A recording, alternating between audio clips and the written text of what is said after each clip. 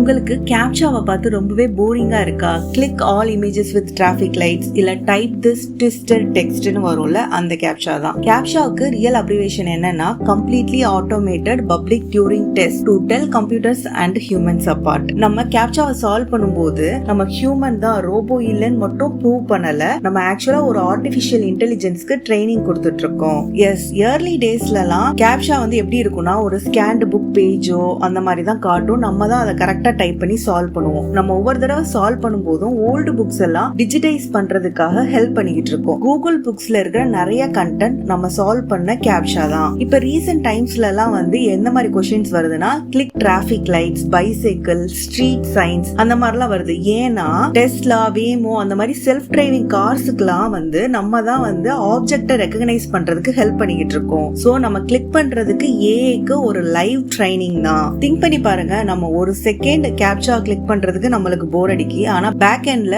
நம்மளோட ஒவ்வொரு கிளிக்கையும் வச்சு ஏஐ லேர்ன் பண்ணது இன்னும் ஸ்மார்ட் ஆகுது. சோ நெக்ஸ்ட் டைம் நீங்க கேப்சா வரும்போது அனாய்டா ஃபீல் பண்ணாதீங்க. Just smile and say okay AI, நான் உன் டீச்சர் தான். இந்த மாதிரி இன்னும் இன்ட்ரெஸ்டிங்கான ஃபேக்ட்ஸ் பத்தி தெரிஞ்சுக்க தாட் ஸ்பாட் சேனலை சப்ஸ்கிரைப் பண்ணுங்க.